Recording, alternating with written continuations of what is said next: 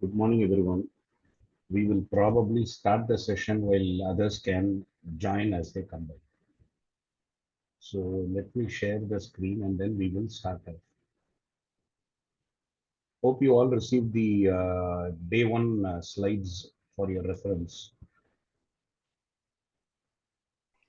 Yet, I suppose. Okay, sir. So last session, we were focusing more in terms of how data was gaining importance. We talked about some statistics around the data ownership, the social media use, Industry 4.0, and then we talked about how the data enables digital transformation and talked about how what are the challenges around with so much of data. That is where we saw in terms of huge data volumes, different data sources, and all that. And we also saw the impact where we talked about Amazons and Netflixes of the world. And then we got into understanding what analytics is, what are the various types. And then we saw some of the terms like metrics, measurement, measure, all those in terms of what it is. And we finally closed with how is the data enabling the business decision. So with that done, today we will get into what is called as purposeful analytics. Now, this is a process that is normally considered to be a good practice when you are trying to work on analytics.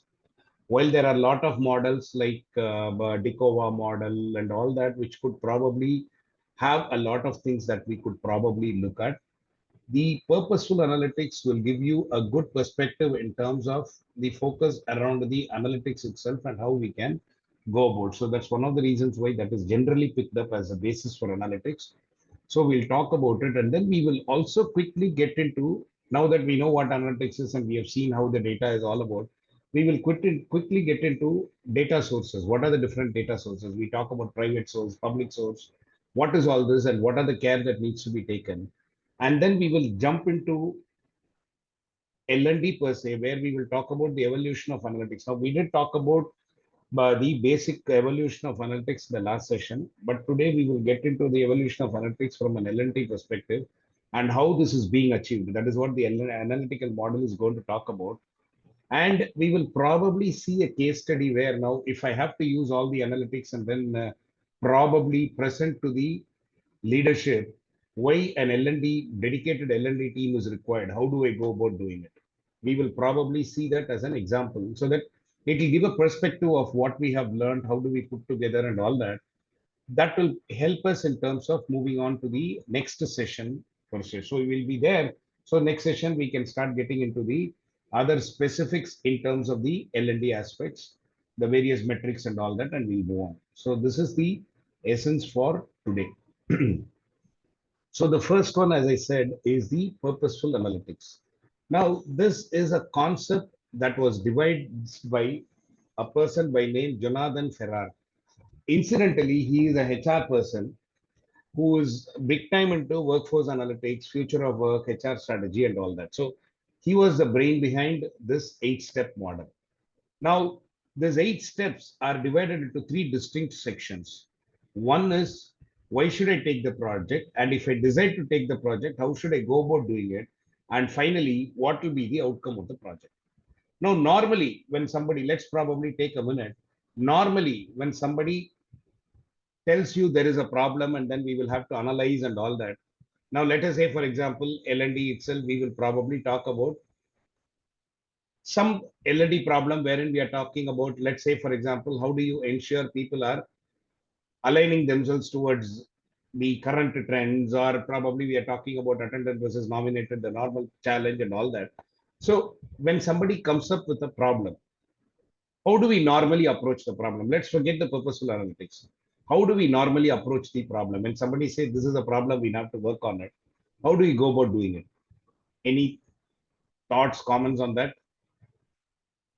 Before I get into the concept of First, we purposeful need analytics. to define Yes, the sir. problem. Okay. First, we need to define the problem. We should know Okay. the intricacies of the problem, ins and outs of everything. We should know the domain basics of the problem, and then only we can find a solution. It's very popular saying that in the times of crisis, go to the basics. So we must know the basics. then it becomes very easy for to solve any kind of problem. That's what my perception. Thank you very much. Makes sense, sir. Thank you. Anybody else? Anyone, any other comments on this?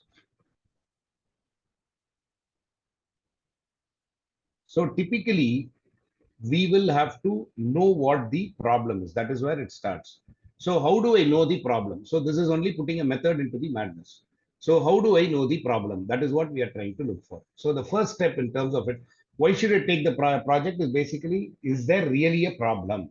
Somebody comes up and says there is a problem, does not mean we'll have to assume it to be a problem. So we are trying to see, is there really a problem? So as part of that, what we try to do is we ask questions. Take the analogy of the doctor that I was saying. I feel I'm unwell, so I go and sit in front of the doctor and say, Doctor, I'm unwell. What does the doctor do? They start asking us questions in terms of what is happening. Why do you think you are doing this? Why do you feel you're unwell? What did you have? What are your problems? So they start asking questions. Now, what are those questions actually telling them? The questions are actually aligned in such a way that the response given by the patient will enable the doctor to diagnose what could be the problem. So that's exactly what we are doing here. So we are trying to frame the business questions, which means we are asking the right kinds of questions to really understand, is there a problem? Yes, Mr. Jagannath. Since you have given the example of a doctor and a patient, what is most required is what schedule the patient is following. This is very much required by any doctor to ask the patient कि उसकी दिनचर्या क्या है, Correct. what kind of he's following. And the same thing I mentioned about the basics. Thank you very Exactly. much. Exactly. You're right, sir. So basically, we are asking the relevant questions, but what is the purpose? I want to diagnose the actual essence of the problem. And that essence of the problem is what I what we call in statistical terms as hypothesis. Now, what is a hypothesis? Very simply put, hypothesis is our belief at that moment. Now, in this case, we are not randomly taking it, but what we are trying to do is we are trying to ask a relevant set of questions, basing which I will probably build the hypothesis. Again, with the doctor analogy, he asks a set of questions and then he assumes it could be per A, B, C. So based on that, he starts asking us for the parameters, or sometimes he will say maybe take a test and all that, and that is what happens. So let's not get into the next step, but the first step is he first diagnoses it could probably be a viral infection. It could probably be a minor stomach upset. So he diagnoses based on the questions he asks, and that is the hypothesis. So based on the response received, I build. So when somebody says there is a problem, we ask them a series of questions. When we ask them a series of questions, we start preparing the problem statement. And that problem statement is your hypothesis. So if hypothesis says, yes, there could be a potential problem, then we take up the project. So when we take up the project, what happens? Same doctor, if he feels there is no problem, this is okay, this is an aberration, go ahead. You don't need any medicines, change your diet, things will happen, or exercise, things will happen. So there, the project is not starting at all, basically because he doesn't have an illness. The patient doesn't have an illness.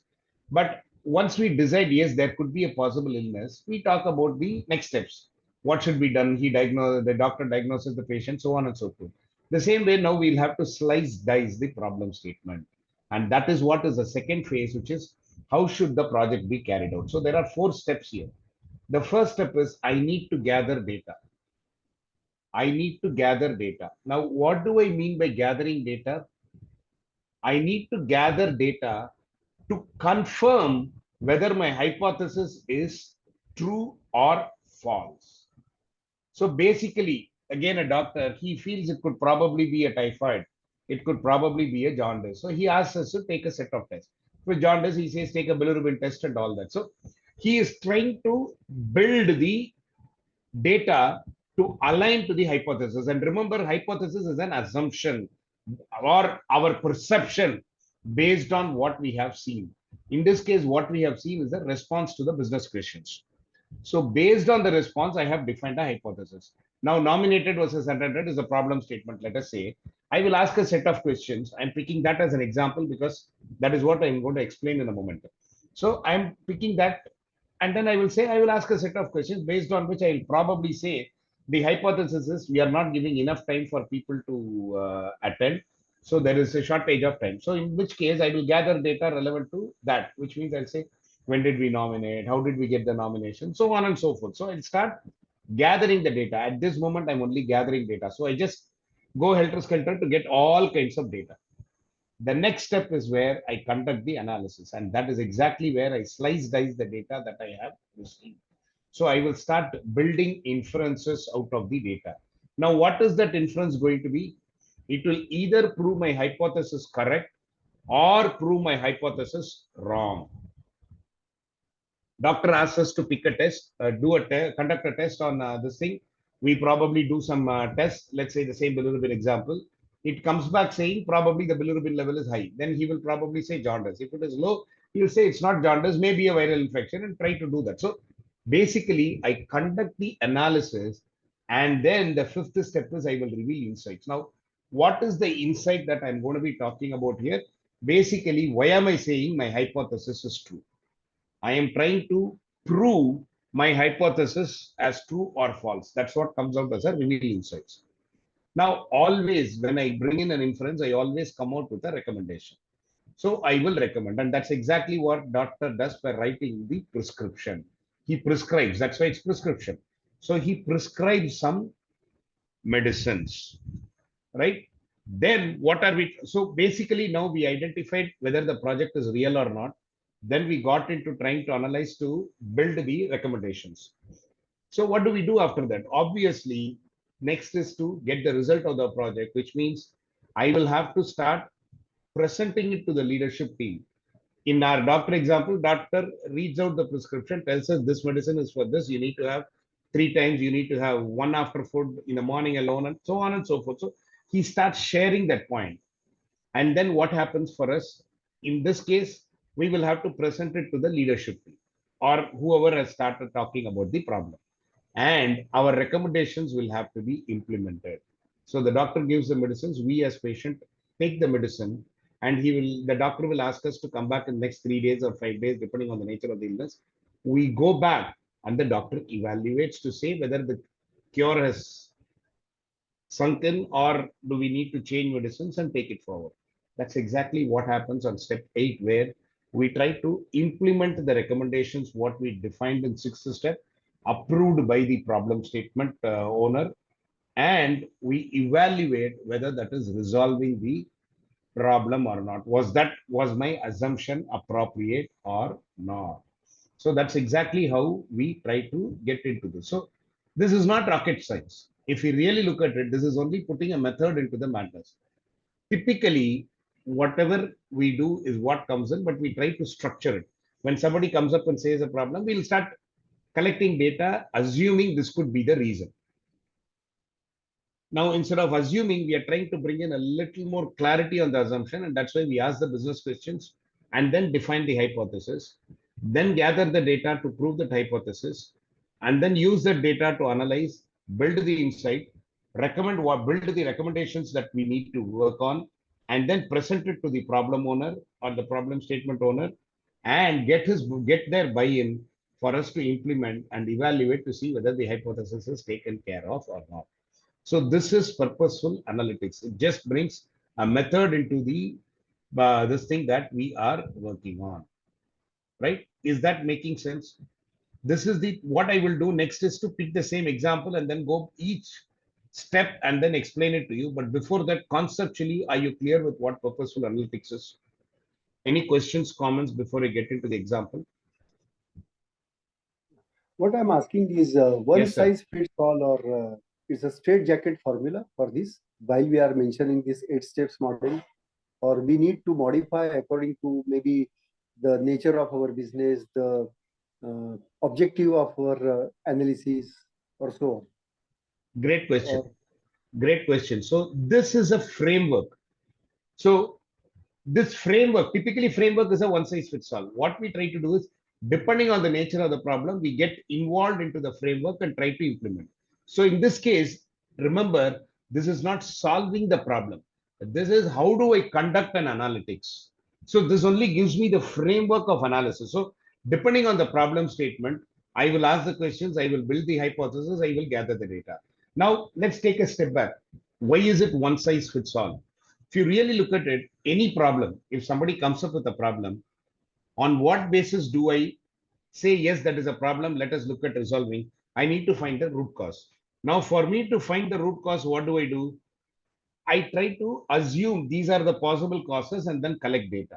Now, when I collect data, I have to look at the data to understand what is it and then build it. So if you really look at it, this is basically what we do in any case of a problem. So typically, frameworks are one size fits all, but the way you will implement will depend. And that is where the second reason why I call it one size fits all is this step is very critical.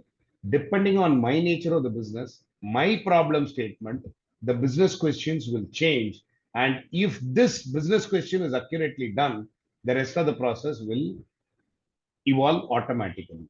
Is that making sense, Mr. Jagannath? Yes, sir. Thank you. Thank you.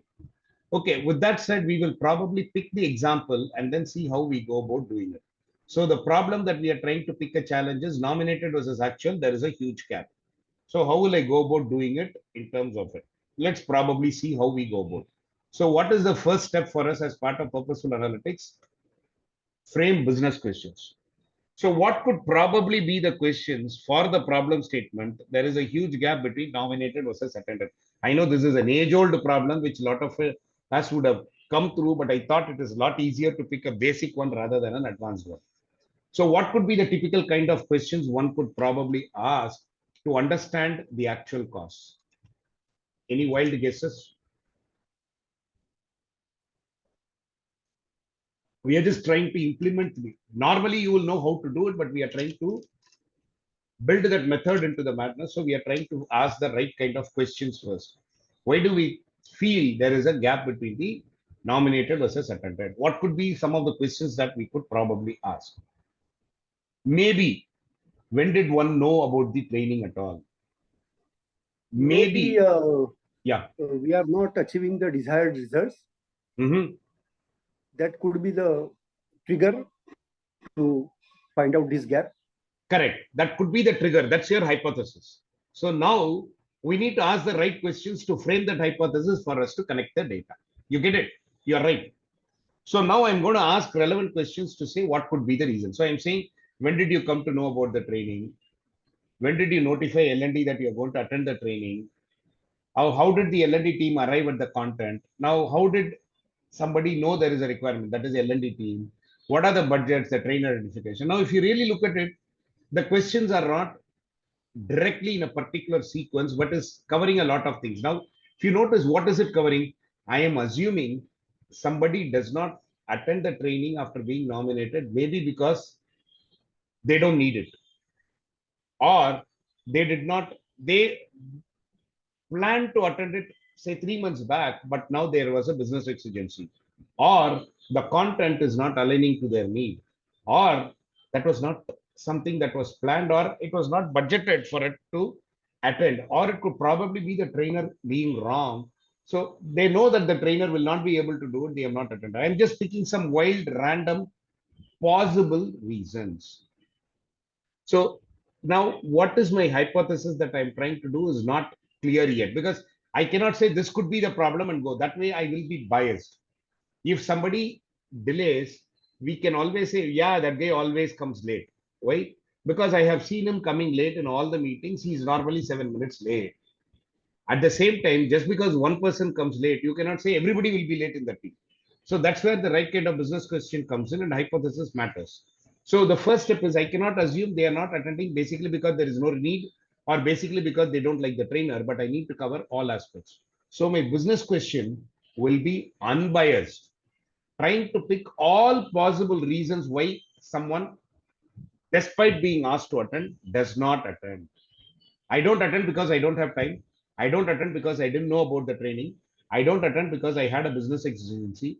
I don't attend because the coverage is not required, aligning to my requirement. Or I did attend because it's a price costed training and I didn't have the budget. Or the trainer is someone I did not like. So I am assuming this to be the potential cause. Now, this is an example. So I picked these questions. In your real life scenario, you may have few of these or more of these, and that depends specific to your environment, your situation at hand. So that is where the one size fits all will not work, but the structure could be the one size fits all. So the first step, business questions. Are we clear what a business question is? Any comments on this? So the second step is based on the response to these business questions, I need to build the hypothesis. So now I'm trying to look at what are the answers. So probably the need in the content. So some of the responses that I could see is need versus content is not aligned. It is actually an expectation mismatch. And it could probably be a business, probably because of a business issue, I was not able to attend. Or the trainer delivery was a pure training delivery, it was not experiential. So these are some of the causes that came in as an outcome of these questions. So here, what is my assumption? People are not attending the training either because their expectations are not met, or they have a business exigency, or the training was more theoretical and not experiential. So I have now aligned. If you look at it as a funnel, the bigger part of the funnel. Now, if I really look at it as a funnel, the funnel starts this way, right? You always get into a scenario where it is wide mouth and then it starts coming down into the lowest level. And that's exactly what we are trying to look for here. So basically, what I'm trying to say here is I am slowly getting into a scenario of yes, these are the questions, this is what is happening, this is not happening. So possibly these are the causes. So now my hypothesis is done. So I know there is a serious problem. I do not know what is the cause of the problem, but there is a problem. So I need to take up this project and do an analysis. Am I making sense? Are you all with me on this? Any questions, comments here? Is it making sense? And this is no rocket science. Most of us would have done it this way only always. But I'm just putting in that title. Is that making sense? Okay. So what is the third step? Now I need to gather data. So what type of data would I need here? I need to gather data. So what type of data would I need here? Can anyone wildly guess and share something? Remember, these are the problems. So for this to assign, what could be the plausible data that could help us? Anybody?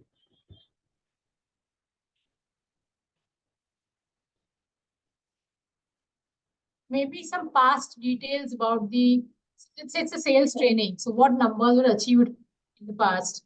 Where Okay. do you want to go? What is Okay. your, I mean, where do you want? What kind of budgets you have? And which will mean how, what kind of training can you afford? Can you get into an outbound, or do you want to do e-learning, or do you want to do a classroom training? Okay. Also the requirements, the sense, how has the TNA been done? Right. Do the trainers exactly know what they want to tell the class, or what do they want to communicate in the training program? Those Yes. kind of things. So basically, my data is going to prove step two. The questions enabled me to identify the problem statement. Step two is nothing but the problem statement. So I'm going to align my data collection towards these. So I'll probably say, as you rightly said, last few months, I'll say 3 months. I will say how many nominated versus attended, what was the requirement and was it delivered, probably the request time made for the training, the turnaround time. We could list down a lot of things like what Mayuri said. We could list down a lot more details around these aspects, and I will build the inference. So when I conduct the analysis based on the 3 month data, I might probably look at was the training communicated effectively, because there is an expectation mismatch, which means did we tell as part of the training this is what we are going to cover? Maybe that is important. Trainer validation versus evaluation, because it says training delivery was a versus experiential. So did we validate whether it is going to be effectively done? Turnaround time, basically, because we are talking about how long was it there, sourcing of the training need, identification of the trainer, finalization of the content and the trainer, the delivery, all of it can be looked at, because there is an expectation mismatch. There is also a business issue that has pushed in, which means we will have to look at those angles. So typically now what has happened, I asked a set of questions, framed the hypothesis, collected the data, and found out the details based on that. Now what is this data talking? That is what is my insights. It could probably be that 5 training needs opened out, 3 of them were more for implementation and 2 were for concepts. The elapsed time was around 6 weeks. And then the need was in the next 2 weeks in certain cases, and certain needs were cancelled. So we are trying to get to the analysis wherein we are saying we had 5 coming in, wherein 3 were implementation oriented. What does it mean? It has to be experiential. 2 were concepts, so it could probably be theoretical. The elapsed time for delivery was 6 weeks, which means the training team took normally 6 weeks before they delivered the training, which means training was finalized. So I sent the invite, people agreed. 6 weeks down the line, either the person changed roles, or maybe there was a business exigency, or he forgot about it, or he missed it, that he didn't attend. So I'm trying to look at that as a possible cause. Now, mind you, these are not real life scenarios, so I'm giving some reasons, but your data could project the actual reasons. So you will probably start putting that need was basically the next 2 weeks in certain cases, but you have taken 6 weeks. Obviously, the need has already gone. So they would have probably cancelled. So obviously, it's cancelled, or they did not cancel, but they realized the need was not required. So we lose track. So these are the problems. So how do I resolve it then? I will give the recommendation. So I will start by building in timelines so that I can improve this thing. So I'll probably bring in a operational level agreements, service level agreements, saying I will need 6 weeks for these kinds of training. For regular existing training, I might plan it in 2 weeks. So I start putting it. Then I will probably enhance my training need analysis so that I will start putting in, do you want it experiential? What are the key aspects that you will want it as part of the coverage? So I'm now trying to resolve because there is a gap. We are trying to fill the gap. And then we will get our point across using the data storytelling. Now, till this, we do it based on the statement we heard. Here is where we go back to them and then tell them this is what it is. These are my decisions. Get their buy-in, implement, which means I will pilot. I'll probably enhance the TNA as stated. I will probably build an SLA for it. And then I will evaluate whether the results are working fine. If it is in alignment, we will revisit the process to align to this. If not, I will have to go back to the first step because my hypothesis was not well achieved. Am I making sense? Is it clear? Any questions on this till now? Is it making sense? Any comments, anything, any questions? Sir, typically, when we are saying hypothesis, I'm still confused about this because what is mentioned in the study material or this thing, while we mention the hypothesis, it is the statement which we assume that it will not be correct. Am I right? Typically, we don't have to say it will not be correct. That is my assumption, and I need to prove it to be right or wrong. Okay, so now what they have said. Statistical tests or whatever statistic we will be using, that will prove or disprove, right? Correct, whatever correct. we are using the analysis. You're right. So the hypothesis is an idea or a possible reason that for some reason has happened. So that is probably the explanation for your problem. But that is yet to be found to be true or not. So typically the reason why the material talks about the reason why the material talks about hypothesis as considered to be false is because normally in statistical terms, the hypothesis analysis goes a little more detailed. Now there is something called as H0 and H1, right? So the H0 is as is and H1 null is the opposite of it. We are calling it null hypothesis. Correct. That is what I was coming into. That H0 is what yeah. is called as null and H1 is called as alternate. So our purpose of this analysis normally will be to disprove my null hypothesis because my hypothesis is yet not proved to be right or wrong. Now, there is no problem is what is my goal, right? So I will only disprove. What is my null hypothesis? The current situation, which is always saying, yes, there is a problem. So my point is I want to disprove. I might disprove wherein this is not a problem at all, it is a one-off case. Or I might not be able to disprove, which means I'll have to go deeper for the analysis. That is how it goes. Does that clarify? Right, sir. Yeah. Anybody else? Any other questions, comments? Okay. So now that we know what we do, how do we do the analysis, we also realize the most important part for us in the analysis is actually this step, because I'm going to use this to prove or disprove my hypothesis. So this is a very important step that I need to work on. So we will see where and how I will work on it. So that is where the data sourcing comes in, because am I taking the right kind of data? Is that particular data aiding me in making a decision? All that matters. So typically, the data can be a primary or a secondary source. Now, what do I mean by a primary source? I collect the data and then I work on it. So basically, collector of the data uses the data. So I collect it and I use it. Probably, for example, it's polling time. So I gave that as an example. The political survey, the exit survey that we talk about. That's a good example. All your R&D experiment-based data. So all those are classic examples of primary source. That is, the collector is the consumer. Secondary sources, I don't do the data collection, but I use the inference on that particular data collection. Something like the census analysis. I refer to the census saying number of women employed, number of women in a particular state is so much, or men in a state so much, and all that. So that is a secondary source. Whenever I refer to an existing analysis, it's a secondary source. When I probably do the collection and then do it, it is a primary source. Until recently, majority of our business analysis was a primary source. Majority of our business analysis was a primary source. The reason why I say until recently is because of late, with the advent of all these apps and social medias and all that, there are other ways and means wherein I could collect the data about a person. So I have also started relying on the secondary source. So primary source basically could be any data that is primarily, now the primary source is where the private data comes in. Now private data is any data that is privately owned by the individual or the organization.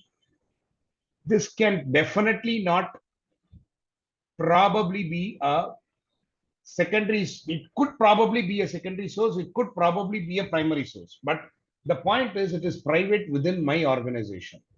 Now what is the advantage there? The source of data is very authentic. The integrity is high. I will not always be able to get the data. Now, let us say, for example, nominated attended problem statement itself. We are talking about a data wherein did they give the real requirement and all that. Not always will I probably list down the requirements, or even if it is list down, I might have to locate it somewhere elsewhere, maybe in an email, maybe in my notebook. I'll have to pick it. But the key is it has a very high value as it relates to the problem at hand.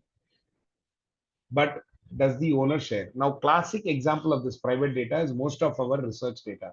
Only a few of us publish the research data, the PhD research data. Not everyone publishes the research data. That is where the difference comes in. So good examples of private data.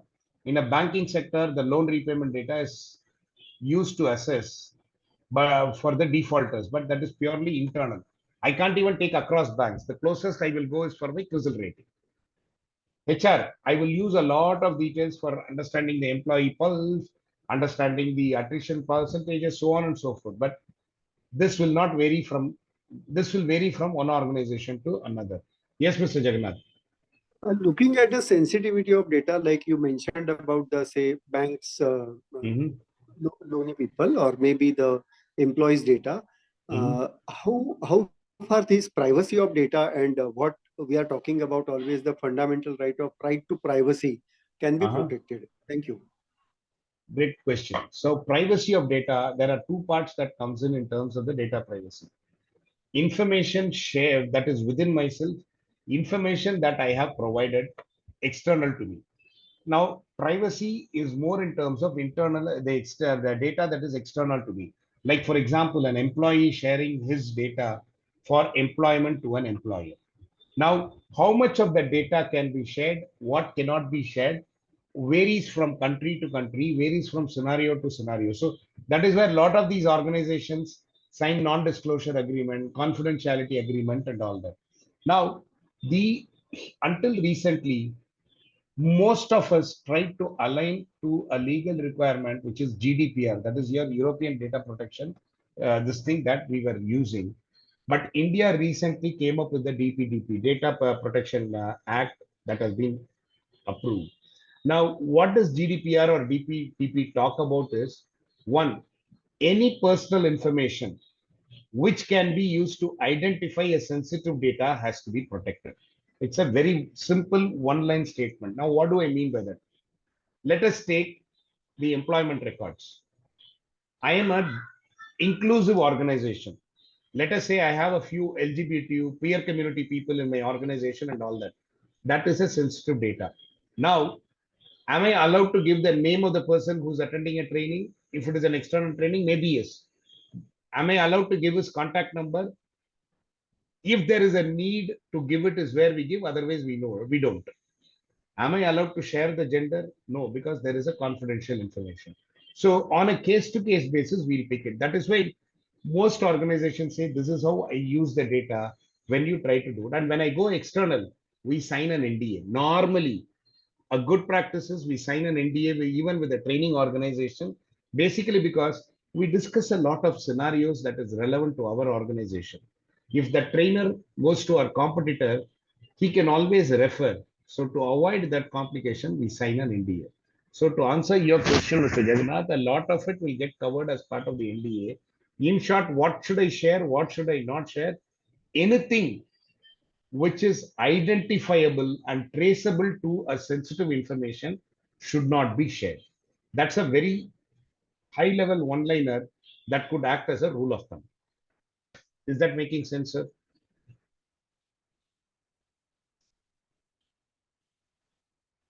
Mr. Jagannath, did I answer the question? Yeah, right, sir, right. Okay, thank you. Now, just a word of this thing. This private data, we are not talking about the data.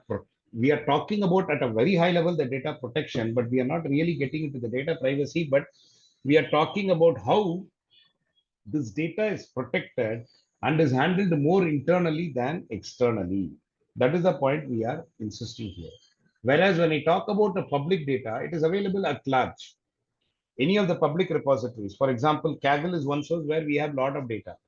Every government has got the data.gov, which will probably help us out in terms of, I've probably looked at in terms of it, which is probably going to help us out in terms of how we go about in terms of connecting it. So any private or a public data is where this comes in terms of the achievement, right? So this is exactly where we will probably be getting into the specific, right? Now, this is in terms of your public data. So typically, what am I trying to resolve here or bring about here is the data can be a primary source. Some of the cases, like in case of the training attended nominated, I might probably have to bend backwards to collect the data and then build an analysis. I'm a primary source of the data owner of the data. I might give it to others for them to reuse it. Then when they use it, it becomes a secondary source. Now, what I do there, it is private to my organization. I cannot share that elsewhere. Even if I quit this organization and go there, this cannot come in because it's a private data. So I should not use it. That is where the private data comes in. If it is published externally, anybody can do it. So from a data angle, when I do an analysis, I could probably pick all of these sources. I might have to go to primary data. A lot of secondary data could be a public data. So I might probably look at all this and achieve it. Now, having said that, so now we know how to conduct an analytics and then where are the data sources in terms of what we are doing. So now we will get into the analytics. Now, basically, evolution of the analytics is what we are going to be seeing here. All right. So now, first step, all that I'm talking about here is the perspective. That is, what does analytics do? Very important. It utilizes both quantitative and qualitative data for improving the outcomes. it takes into consideration quantitative and qualitative data. Now, let's say, for example, the nominated was as attended that we had taken. I didn't like the trainer, I didn't come in. That could probably be because the quality of the same trainer on another occasion in which I was an attendee was not convincing for me. So that also makes me do that. So the quantitative and qualitative data comes in when I'm going to do an analysis. That's very important. So the point that I'm trying to drive is don't look at numbers alone. There could be qualitative data that can be used for ranking. Obviously, we do that, right? When we identify trainer, we look at the past training feedback, how good it was, and all that. That's a quantitative data. That's not quantitative. Quantitative is more in terms of how many such training programs he has conducted in similar lines, how many corporate, that is many, many, many. So these are quantitative. Qualitative is how good, bad, ugly that comes in. And whenever we say analytics, it covers right from data collection all the way into application of the decisions taken. And that actually mirrors what we saw in purposeful analytics. The last thing is, why am I conducting analytics? Basically for me to move into a critical, see, when it is not a critical function in an organization, I won't even care about managing the problems. Only when it is a critical function, I will probably start looking at it. So basically there is a focus in terms of what is being done there. That is where this will come. Having said that, how did analytics start in the past when we did L&D? Maybe 15 years back, 20 years back, we were focusing on completion rate. So basically, how many we started to finish and how many did we plan? What was the actual training that happened and all that? We could have probably handled some test scores. Sorry, so say the average scores, pass or fail, or the closest I could have talked about is an improvement on the performance of the learner based on his training. Or I would talk about the nominated versus the attended. And from a qualitative angle, I will probably have a post-training survey, which is an immediate action. At the end of the training, we do a survey. Or I would have a feedback post-implementation. That is, after say 1 month or 2 months, I will go back to the requester or their manager to understand was that training useful or not. Normally, the focus will be around these. While there could be other, the point that I'm trying to look at is more in terms of this is more in terms of descriptive analytics. That is what has happened, is how we will probably talk about it. But today, we are migrating towards a different perspective. One, we have gone into e-learning, bite-sized learning, a lot of those things. So the shift is from a repository of courses for completion to more enriching experience. Now, what do I mean by that? These are the laundry list of courses you'll have to attend. On the job, these are the things. Role-based training, this is what it is. Now we have gone out of it. Now we are making it more experiential. We are making it more personalized content and more interactive by gamifying things. So we are now focusing not as a repository for training, but we are now becoming this situational team where we are making it more experiential. Now, the analogy to it is going to be my example is going to be the Netflix. What happens in Netflix? Netflix is considered to be the best in the OTT platform, right? Now, that is basically because they have different types of contents, different genres, different the volume of videos that they have is very heavy, but it aligns to my need. So it is a personalized content delivery that happens. Because you saw this, you see this. Other people also see this when they saw that. So it starts giving me those kinds of perceptions. So something similar is what is happening today in the learning environment. A lot of these learning management platforms have started getting into these kinds of personalized sessions. Two, we have now gone beyond saying attended, not attended, and start to finish and all that. We may probably have a heat map of the user engagement. I could probably say there were 5 occasions where the trainer asked a question, 2 occasions learner 1 answered, 3 occasions learner 2 answered, the rest of the learners did not answer. I can probably start. So were they there or not? In fact, today we are also in a position to understand the behavior of a learner over a period of time. The time slotting based on that, how is he learning? What is he learning? Is he responsive enough? Lot of those things we have started seeing as happening in today's L&D reports. So the first step now, all of this is possible because I am now drilling down on the data.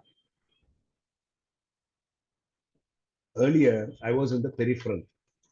I was just taking the content, what was obvious. Now I'm going deeper to see what is behind the scene. But where are we heading is the next step that we will have to probably look at. And that is where big data plays a big role for us to see how the trends are moving. So today, we have gone into a situation where the LMS is no longer in silos. This is now getting interfaced with the other tools within the organization, though I call it external to the L&D, but internal to the organization. HRMS or other productivity tools. Second reason why we say external is some of these are cloud-based. So some of these HRMS are cloud-based, like your Zoho HR or your KCAS and all that. So what happens there is I interface external to the organization also. And how has the analytics evolved for me? I moved from descriptive analytics of what explaining what has happened to diagnosing as to why such a situation happened. And in certain instances, what people do is they forecast learner outcomes using predictive analytics, and they also get into methods to achieve the desired outcomes using prescriptive analytics. Now, these two are evolving. Now, what do I mean by that? The last two. Now, predictive analytics for first forecasting learner outcomes. Now, if by chance I'm a 20-year-old organization, I've been conducting at least 2 training programs a month. We are talking about roughly around 500 odd trainings. So we are talking about, let's say, for example, the nominated versus attended and all the data, wherein I will know, by and large, behavioral skill training will have X percentage compliance. The technical training will have Y percentage compliance. I will start having it. So what I will do is I will try to take a bigger number in terms of the nominations so that I achieve the minimum count. So that is where forecasting learner outcomes comes in as an example. Another example could be his evaluations. I know he needs that nudge to complete a particular module. So if it's this thing, I give a bite-sized learning to him saying, just complete this module because this is where you had a challenge. So I start getting into those kinds of things with the advent of detailed analytics. So some of the trends that we are looking at is voice inputs in the virtual classrooms. That is being used to see the enthusiasm level of the participant in the class, the enthusiasm level of the trainer in the session, the learner's moods around it, all that comes in.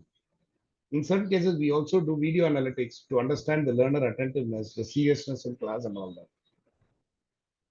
Now, today, a lot of these we talk about badges, we talk about e-certificates. So we are now getting into a secured, verifiable tracking mechanisms using technology like BitBlock, your blockchains, wherein we are trying to have secure platforms which will give me this. But the biggest change that's happening is personalized learning. I customize the learning modules, the learning experiences. Why I call it experiences, I am even able to customize the content to your need, the pace of the training to a particular need, the way I assess. We have different types of learners, right? Your kinesthetic learner to whatever. So we start customizing it. Now it is all automated. So we start customizing to the nature of the learner. And sometimes we have even enhanced the learning experience as a collaborative platform where I could have interactions. I have communities, discussion forums. I even have projects which are done together, multiple people together and all that. That is where we are heading towards. I will pause here, open to you for any questions, comments in terms of what we have done so far. Is it making sense? I'm sure most of your organizations would have evolved at least to this level, if not to this level. Any comments, any thoughts in terms of how we are doing it? Anybody wants to share anything? Sir, can you give any examples of prescriptive analysis? Because I've heard about till predictive, but if any examples of prescriptive analysis Sure. in terms of HR would be helpful. In terms of, you want it in terms of HR or pure L&D? HR L&D in that space. Okay, so HR, there are a lot of prescriptive analytics that happens. Today, people are even able to predict whether a candidate will join or not, or we are able to predict in terms of the performance. Today, we are no longer talking about waiting for the appraisal and then put somebody into a performance improvement plan, but we have these HR business partners who are enabling us to probably say somebody is good, bad, and all that, and we try to give them some coaching and mentoring and all that to make them perform better in terms of it, right? So that is from an HR angle. Now, when you look at it from a training angle, now from a training angle, we are talking about prescriptive analytics. Now, what could be prescribed in a training? Basically, we are talking about the nature of training as one example. The nature of training, or what is being trained, what are the topics that you want to train, could be one. The second thing that we normally do is more in terms of we probably look at, let's say, for example, the personalized learning path. So as an organization, we will probably use the data based on learner performance, the engagement metrics during the training and post training, and then we will talk about individual learning preferences and all that. And then I will do an analysis that will suggest the courses and the type of contents that should be given to each learner based on their skills, their gaps. So if somebody is probably good in theoretical knowledge, but is struggling for applying the knowledge, then we might probably recommend more hands-on sessions. Similarly, training schedules. The data will show some various levels of engagement and performance across different time periods of the day. So based on that, I will probably pick most optimal time when I can conduct these training. For example, we might prescribe shorter, more interactive sessions, let's say on Friday mornings, where the concentration levels are lower, but at the same time, you could probably have some in-depth sessions on Wednesdays where I could probably do it better because it's the middle of the week. So these kinds of things is where we will probably do a prescriptive. Am I making sense, sir? Is it clear now? Thanks, sir. I got it. Okay, thank you. Now, the other thing that we are probably looking at in terms of the training modules is where are we heading towards? That is where some of these aspects come in terms of what we do. So what does all this mean? We are trying to reach here. We are trying to use a lot of these augmented and virtual reality space. Now, I'm sure you're aware of what augmented and virtual reality is. A quick background to it. Now, augmented reality and virtual reality. Virtual reality is you are not physically there, but you are virtually there. So basically, all that it means is now, if we want to talk about the space system, your Jupiter, Mars, and all that we are explaining to the people, children, today the virtual reality has enabled them to sit inside and then work on it. So if you really look at it, these are technologies that are enhancing or replacing the real world environments with the simulated ones. Now, augmented reality will add digital elements to the real world, which means, let's say, for example, I think some of those high-end phones have it. When you search for an animal, say lion, tiger, it will also say use your augmented reality capability on this phone. So when you choose that, you can take that lion image and position it somewhere next to you in a chair, the real life chair. So the augmented reality basically brings in a digital element to the real world, whereas the virtual reality will replace the real world with a virtual world. So what happens is the virtual reality is more immersive. So, but they are in a virtual world. But actual reality is, augmented reality is where we enable the learner to see the reality through digital images. So the AR will partially immerse the end user, but virtual reality will fully immerse. So these two are effectively used in real life scenarios to very efficiently from a training angle. Here are some examples. I will integrate AR and VR for enhancing the engagement, the comprehension skills, the learning outcomes that come in. Or I might probably bring in immersive learning, wherein I'm trying to transport the learners to the actual environment through a virtual reality. During COVID, a lot of people did induction virtually. So they could see the look and feel of the office, but people are not inside the office, but they were able to bring in and all that. Sometimes I will design and prototype a workplace which is ideal. Today, I know a couple of trainers, when they are handling the soft skills training and they want it in a particular scenario, They use some of these videos to showcase to the requester, this is how I want the structure of the room to be, so that this is how people will enact and will help me achieve the goal and all that. So people have started positioning it to that level.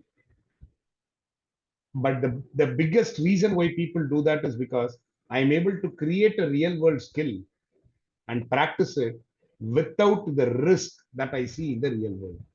Now, a good example is, let's take a very mundane example. People in the warehouse are expected to pick heavy weights, 10 kilos, 20 kilos, 30 kilos. Now, some of them will be able to, some of them may not be able to. The risk is when I interview and I make them lift it, the risk is they might probably be impacted because they are incapable of picking a weight.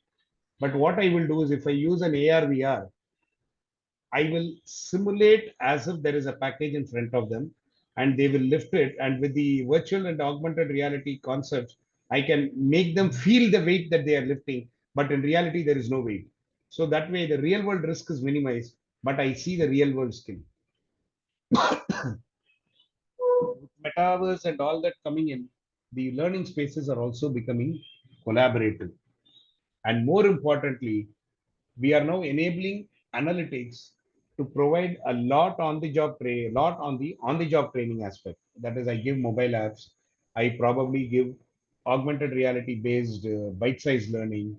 I give probably reduced downtime in terms of learning by enabling it to be small, easy for me to capture, have it, and swallow it, and all that. So it makes a lot more sense in terms of how I want to achieve it. So this is where I get into in terms of the operational aspects. So in essence, what does it all mean? We are moving out of a statistical tracking to more complex and predictive prescriptive system. And that's exactly why even this diploma course evolved to bring in this. Like in last semester, you would have talked about the training metrics, but this semester we are talking about the analytics. So that is where it comes in. So with this evolving, basically the LD is now moving towards more integrated real-time analytics, which could influence the operations of the business and enable more strategic decisions. Remember, HR is a business partner. So everything gets integrated under the HR function. So we are also trying to integrate the way we people learn. Like, for example, let's pick an example of a succession planning in an organization. When we are talking about a succession planning, we identify based on a lot of parameters who the successor is, but not always will he be right skilled. So we might have to enable him to learn. So I might probably give some bite-sized learning as part of his learning improvements, wherein he could, it's more customized. Like there are two people who are peers. One is considered to be a successor for the leader. The other has to deliver what they want to. For a leader, the customized learning would be more in terms of decision making. For a general person, it will be more in terms of implementing and sharing feedback. So I could start customizing in these angles and enable me to achieve. So we are more and more becoming more and more realistic, dependent on data, and more importantly, build a ecosystem which helps us achieve what we want to, the way we want, without a gap. So how has the business intelligence evolved today? Between the last session until now, if you notice, we had the corporate business intelligence where there was a business intelligence team which was preparing and giving it. And then we had analysts who started giving a little more detailing. Today, it has moved into my space. Each one of us can see what we are doing, where we are, and all that. A lot of these gamifications is the BI is moving into my space where people are able to get into the specifics based on which we will be able to achieve a lot more quorum in terms of what we want to achieve from a growth perspective, right? Any comments, any questions? Am I making sense? Do you realize that shift that is happening within the organizations? I'm sure some of you are the doers of that shift, but still.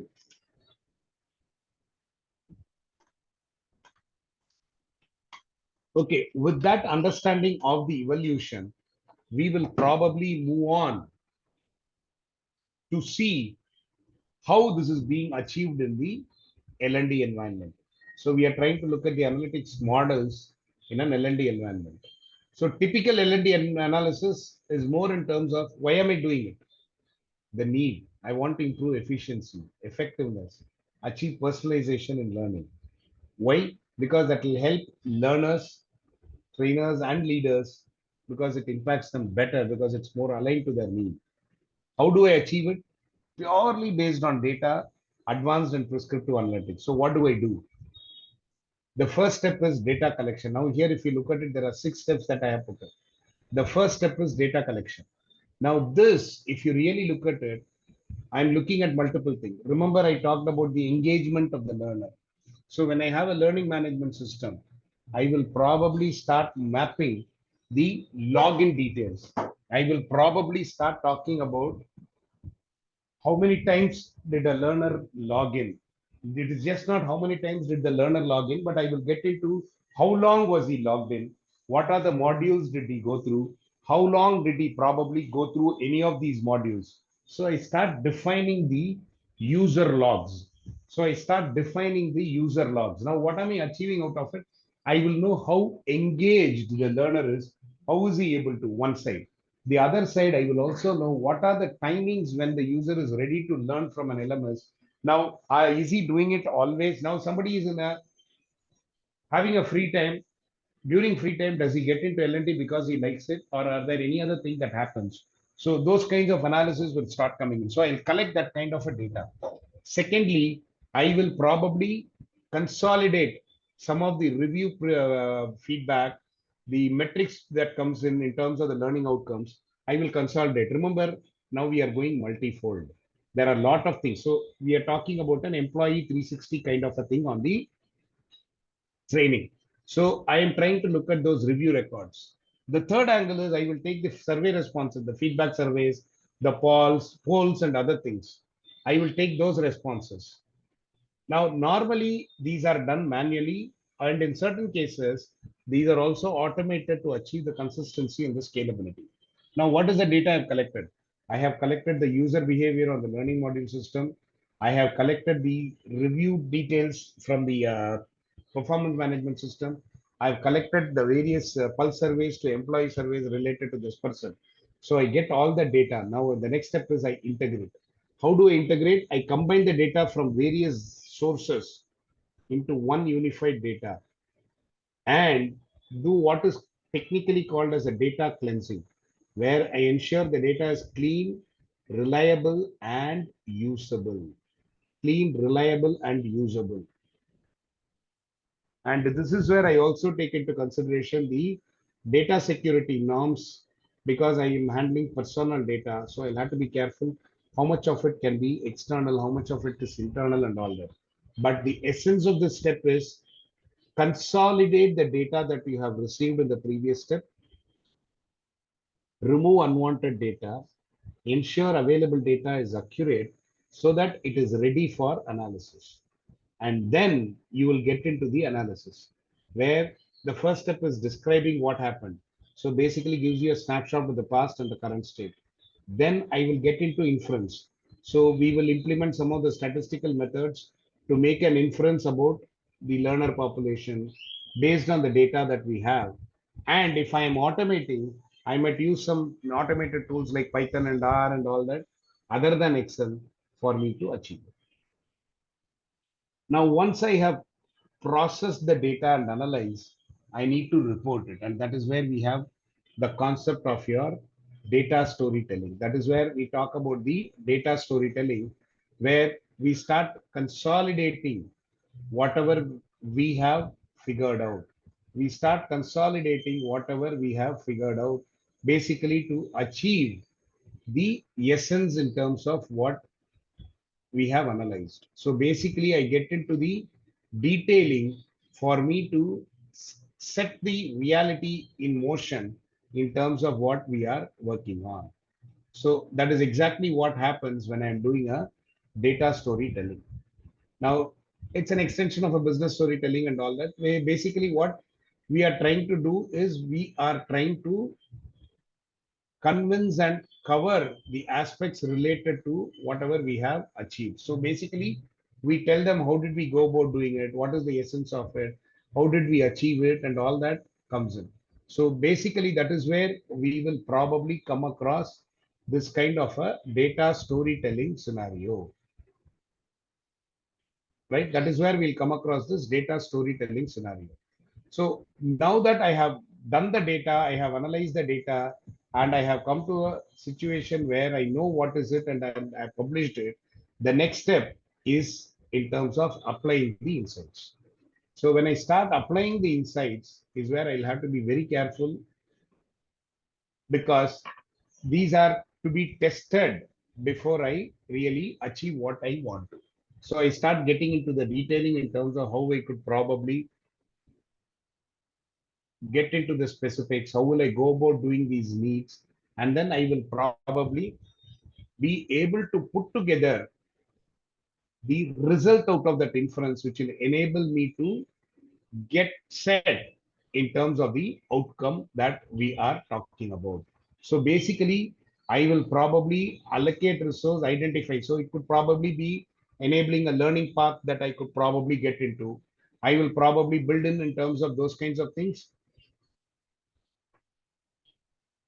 so that I will be able to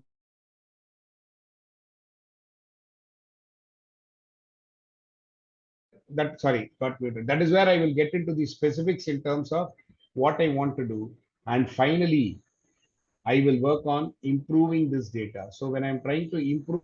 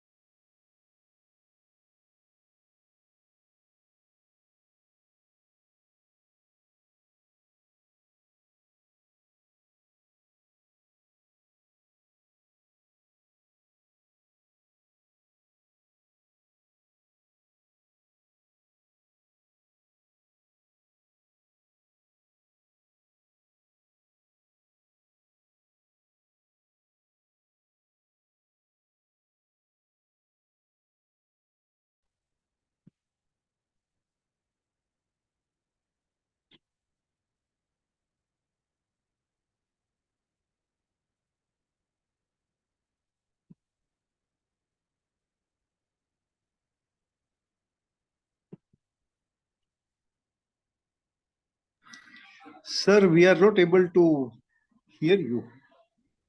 Are you there, sir?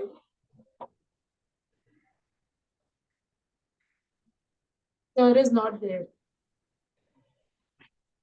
Okay. Is the class ended or what?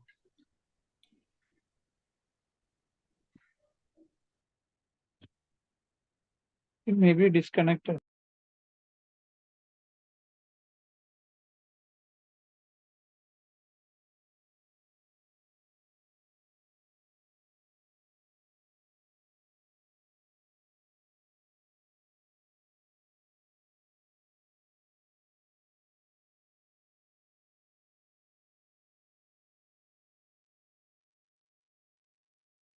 ISTD host, any idea on this? Is it disconnected? Is it on?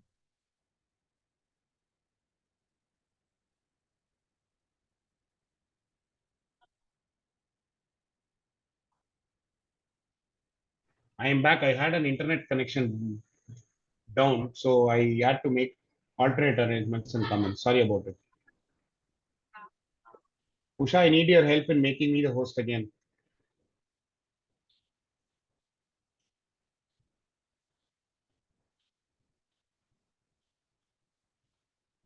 call Usha. Give me a minute. I'll call Usha.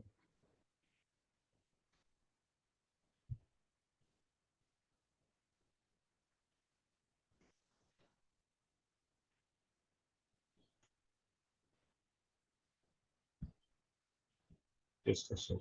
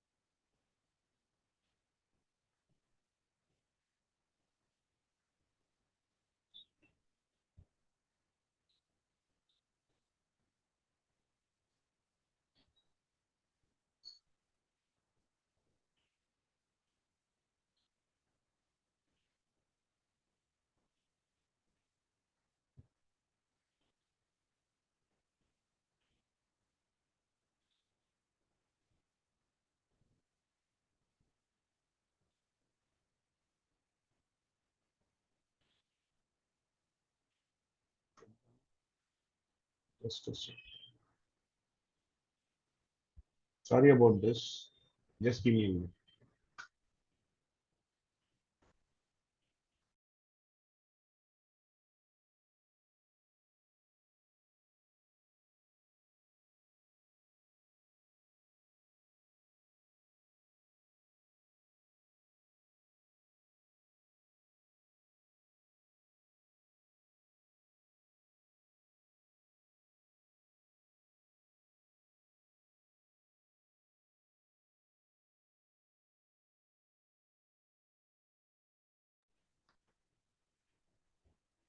Okay, she's coming in to make me the host. Give me a minute. Yes, I think I'll be the host now. Yeah, I'm the host now. Thanks, Usha. Sorry.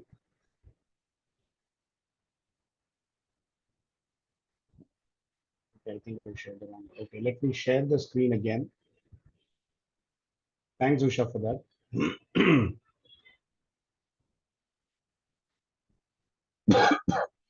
Okay, I'm sharing the screen. So this is where we were. I was trying to tell you the. Okay, hope you are able to see the screen. Sorry, hope you are able to see the screen. Can someone confirm? I'm audible and you're able to see the screen, right? Yes, sir. Yeah, thank you. So what we were talking about is basically how are we achieving the lot of those analytics. So we talked about data collection. Now it is no longer single source. It is multi-source. We pick a lot of data, including the performance data and all that.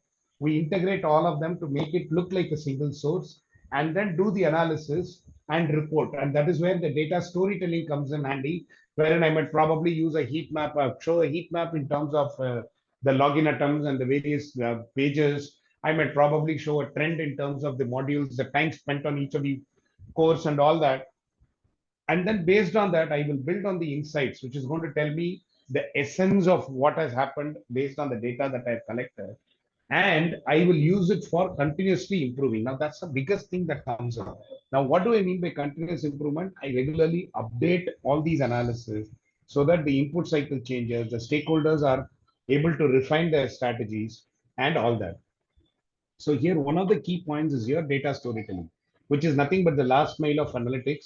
So basically, we are talking about communication here, but it's a combination of data, visual, and narrative. So that is what is your essence of data storytelling. Data, visual, and narrative put together is your data storytelling. That is the last mile. So unless and until that is effective, this is not going to be accepted well, which means you will not be able to achieve this, right?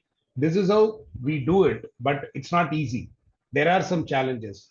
There are difficulties in terms of integrating the data from various systems, especially when these are legacy systems.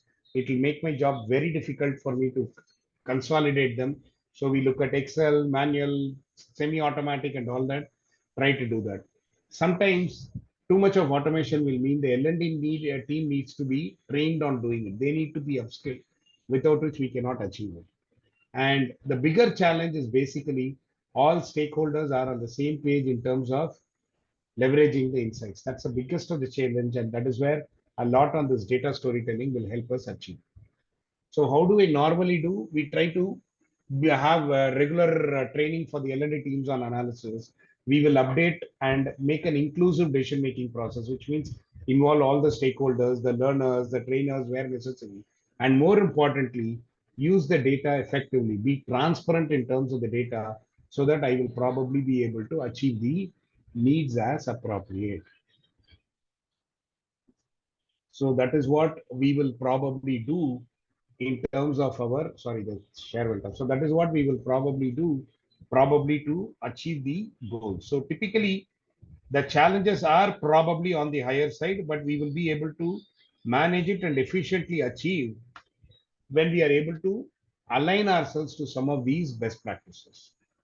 And with all this, what is it that you can expect next?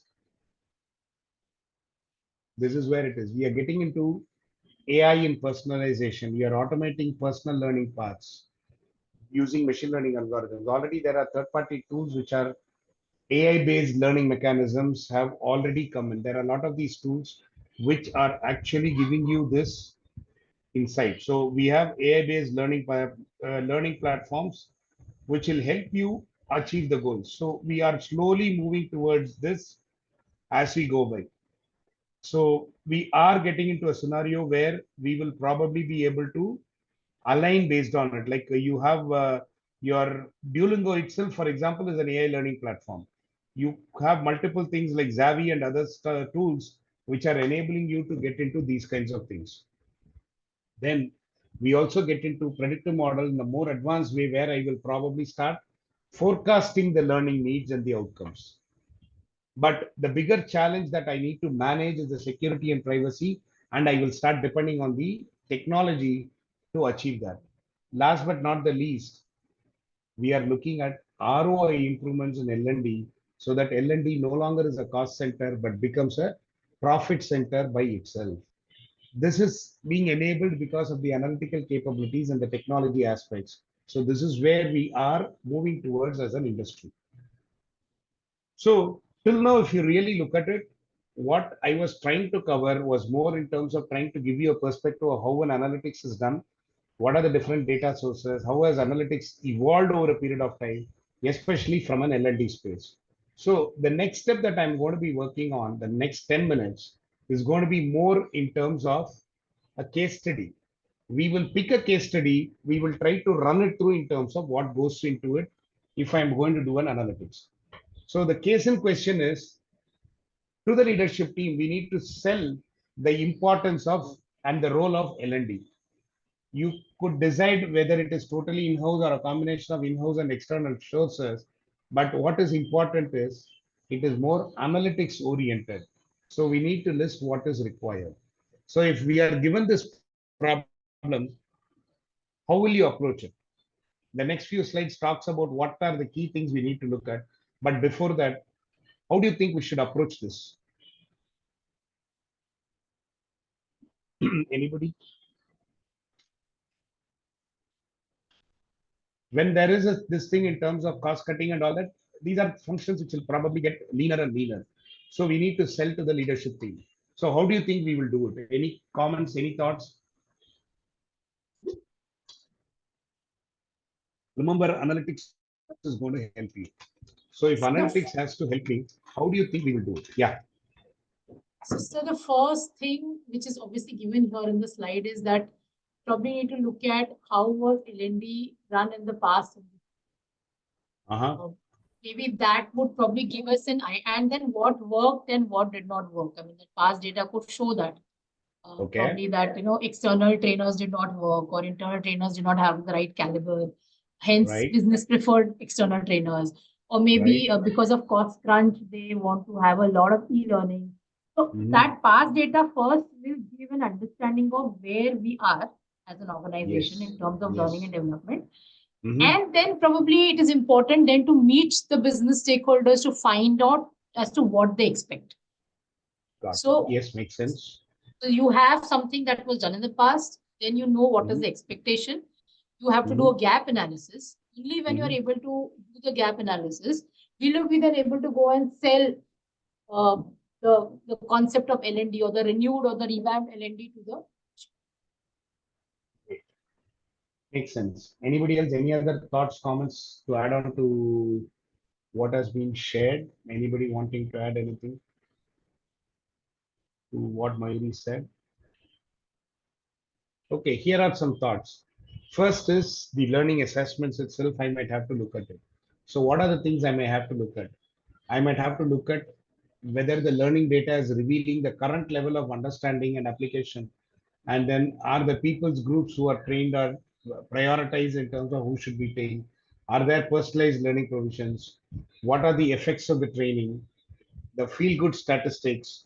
It could probably be completion versus this. It is just not completion metrics, because that's not going to help. We'll have to get into what went right, what went wrong, why do you think that went right, why do you think that is not right. So you get into a little more of granular analysis, like what maybe was talking in terms of some of those. You could, where necessary, build in a learning behavior wherein you say, when there was an internal trainer who was doing it, the attendance was bad, people were not concentrating effectively because they knew that guy, they were taking liberty, they were being disturbed. Third person comes in, this was happening better. So you could probably build in a lot of those things. But the objective should be to consistently ensure the learners are getting more confident and we are able to build in an ROI related to that. Our white paper should start talking more in terms of that and slowly migrate towards the measurements. One is the engagement related measurements. Now, the point in contention here was this, you notice, and what I'm trying to give you is how do I achieve the second bullet? I will achieve it if I have these kinds of statistics. I will achieve if I'm starting to measure these. The learner engagements. How is he progressing during the training? That's a very important metric that we have lost. We have never thought of, because beginning of the day versus beginning of the training versus end of the training, is the enthusiasm the same or has it reduced, has it increased? All that matters a lot. Similarly, is the training memorable enough? Why was I participating? Did I like what was being discussed? Which means when I'm participating, I start analyzing what is being taught, which means I start applying the concept being taught, which means it automatically gets imbibed. So I will use it in my real life. If I'm staying silent, staying away, maybe it doesn't really sink in, which is a failure to the trainer. Lastly, we will talk about the business outcome due to the training skill adoption. So this is more in terms of, okay, I had these many trainings. This is where it helped. This is how I minimized on the hiring, because these were skills which people could have been trained on. So I trained them. So in the essence, I did not hire people, but I retrained and repositioned them because they had that extra time. So we will have to start looking at all this. So typically what we try to do is we understand the problem, build the data or collect the data, which will also include some external data, and you are the source. So you will have to collect all the data together, build the right visualization, keep in mind the security aspect related to it, what can be shared, what cannot be shared.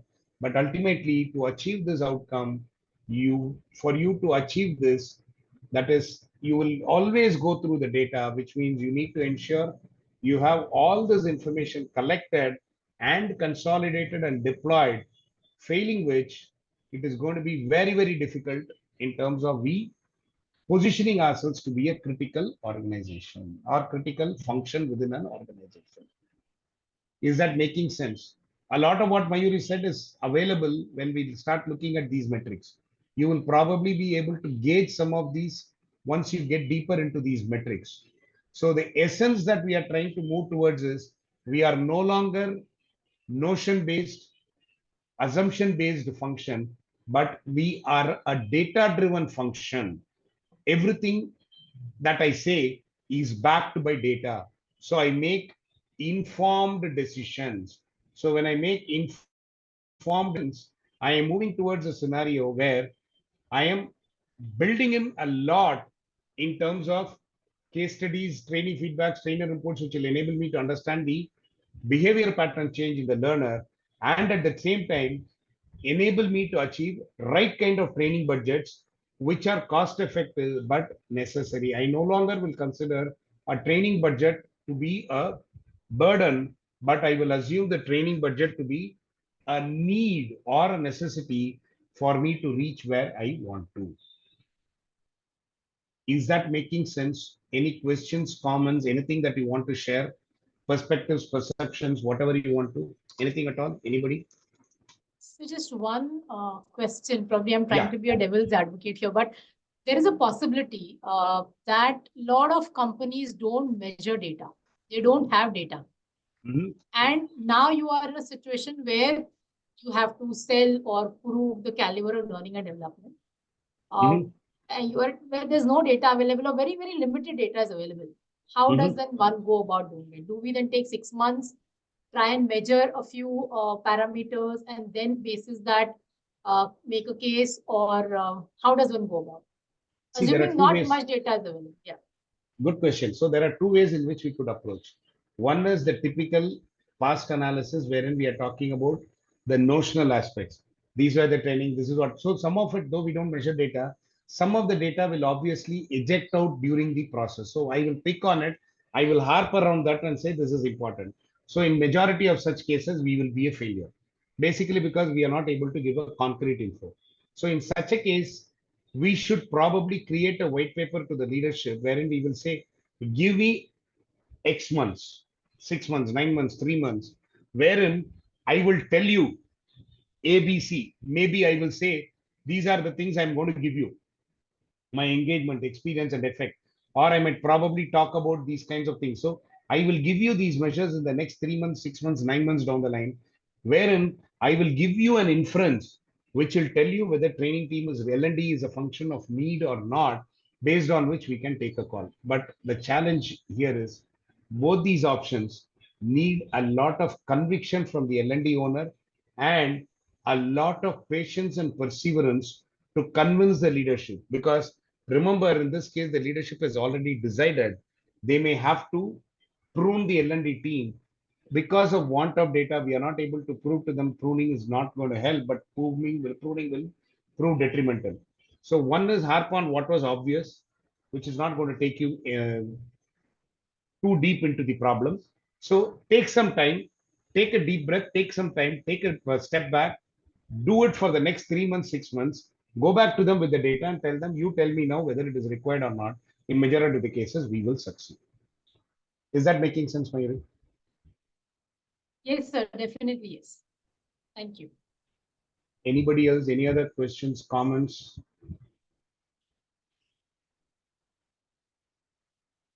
Okay, this summarizes what I wanted to do for the day. Hope we are in line. We started talking about what is happening in the analytics world last session. Then we slowly moved into how do I do the analytics, and then ventured into the L&D space per se, wherein we started looking at the aspects in terms of what are the typical metrics that one is looking at, how are they probably looking at, and all these angles is what we try to look at as of today. So basically, to a greater extent, now we have started getting deeper and deeper in terms of the aspects related to this. So we have now come into a scenario where we are able to understand the need for analytics, understand how this can be done in the L&D space. So with this, we have come to a stage where we have completed, if you really look at it, module 1 and 2, a bit of module 3 also. Next session, I'm sure you would have got the message. Fifth, because there is convocation, we don't have a training session next week. We will have it only on 12th. I will talk about the technology impact in L&D. How do I use data in L&D? And then we will talk about some of the L&D metrics and how that can be plowed back into the system. That will be the third session that I will probably cover. And depending on time, I will also give you a perspective on how do I design, implement, and measure the L&D function, the L&D ROI, and all that. So that post that we will get into using that in the data where we will see use of some of those tools and all that. So this pretty much summarizes what I wanted to do for the session today. One last time, any specific questions, comments? Thanks, Joby. Any comments, any clarifications? No questions. Thank you so much. Wonderful session, as Thank you. always. Thank you, Mayuri. Thank you for the kind words. Okay. If there are no questions, we will bring this session to a closure.